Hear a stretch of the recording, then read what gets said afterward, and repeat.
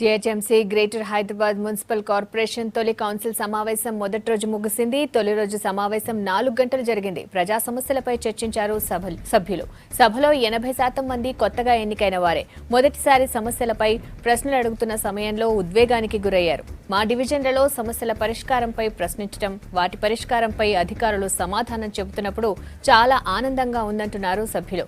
MIM party నుంచి గట్టిగా వచ్చిన ప్రశ్నలను టీఆర్ఎస్ కార్పొరేటర్లు అదే స్థాయిలో సమాధానం ఇచ్చారు.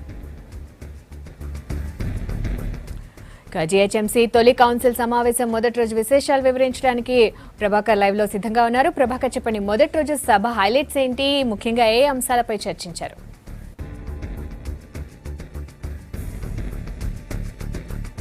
మొదటిసారిగా సమావేశమైన జీహెచ్ఎంసీ పాలక మండలి చాలా హాట్ గా జరిగింది. అటు టీఆర్ఎస్ ఎంఐఎం మధ్య కొంత కోల్డ్ వార్ జరిగినప్పటికీ కూడా చాలా హాట్ గా జరిగినట్టు చెప్తున్నారు. దాదాపు పాలక మండలిలో ఇప్పుడు ఉన్న వాళ్ళలో దాదాపు అందరూ కొత్త వాళ్ళే, 80% పైగా కొత్త వాళ్ళు ఉన్నారు. దానిలో మహిళలు కూడా ఎక్కువగా ఉన్నారు. ఫస్ట్ టైం కౌన్సిల్ అటెండ్ అవడంపై వాళ్ళు ఇంతకు ముందే చాలా సంతృప్తిని వ్యక్తం చేసిన పరిస్థితి.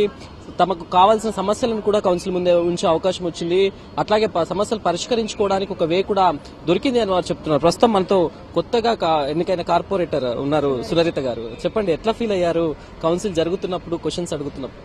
ఫస్ట్ గా మేము హౌస్ వైఫ్ గా దాని తర్వాత కొన్ని సోషల్ కార్యక్రమాలు చేసినాము. దాని తర్వాత మాకు ఫస్ట్ టైం అవకాశం వచ్చి కార్పొరేటర్ టీఆర్ఎస్ పార్టీ నుంచి కార్పొరేటర్ టికెట్ వచ్చి మేము అవకాశం వచ్చిన నేను మొత్తం ఈ 57,000 మందికి నుంచి నన్ను ఒక్కదాన్ని రిప్రజెంటేషన్ పంపించినందుకు నాకు చాలా సంతోషంగా ఉంది. మెయిన్ థింగ్ మా ముసరాంబాగ్ కార్పొరేటర్ గా నేను మా ముసరాంబాగ్ ప్రజలకి ఉన్న ఇబ్బందులు, ఇప్పుడు సమ్మర్ ప్రోగ్రామ్ ఉంది. ఈ సమ్మర్ ప్రోగ్రామ్ లో పవర్ బోర్డ్స్ రిక్వైర్మెంట్ చాలా ఉంది. మా ముస్రాంబాగ్ లో కొన్ని బస్తీల్లో నాకు వచ్చిన గడ్డెనరంలో కొన్ని రిక్వైర్మెంట్స్ ఉన్నాయి. దాని గురించి కూడా నేను అడిగినాను క్వశ్చన్.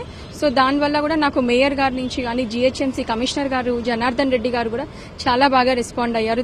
సీనియర్ కార్పొరేటర్స్ ఏ విధంగా కోఆపరేట్ చేశారు? ఇంతకుముందు ఎన్నికైన వారు, మీరు అంతా ఫస్ట్ టైం ఎన్నికైన వాళ్ళు కదా, ఇంతకుముందు ఎన్నికైన వాళ్ళని ఏమైనా సజెషన్స్ అడిగారా? వాళ్ళు ఎట్లా కోఆపరేట్ చేశారు? వాళ్ళు కూడా కొన్ని సజెషన్స్ ఇచ్చారు, లైక్ ఎలా ఉండాలి, ఎట్లా మాట్లాడాలి, లైక్ అధికారులు వేరే డిపార్ట్మెంట్ వాళ్ళతోటి ఎలా రెస్పాండ్ కావాలని. మాకు ఫస్ట్ టైం కాబట్టి మాకు కొన్ని ఆల్రెడీ అవగాహన ఉన్నాయి. ఎందుకంటే మాకు కొంచెం పొలిటికల్ ఫీల్డ్ బ్యాక్గ్రౌండ్ ఉంది కాబట్టి మాకు కొంచెం అవగాహన ఉండే. ఏ డిపార్ట్మెంట్ లో అయితే అవగాహన లేదు దాన్ని మాకు సీనియర్ వాళ్ళు తెలిసాము. పాత కార్పొరేటర్స్ ఆల్రెడీ ఎగ్జిస్టింగ్ ఉన్న వాళ్ళు కూడా చెప్పారు. సో అది కూడా మాకు గుడ్ డెసిషన్ వైజ్ గా, సజెషన్స్ వైజ్ గా మంచి తీసుకోవడానికి హెల్ప్ అవుతుంది. అది మీరు మాట్లాడుతున్నగానే కొంత గందరగోళం కూడా నెలకొంది. ఎట్లా ఫీల్ అయ్యారంటే ఫస్ట్ టైం కౌన్సిల్ లో మాట్లాడుతున్నప్పుడు కొంత ఇట్లాంటివి ఎదురవడం?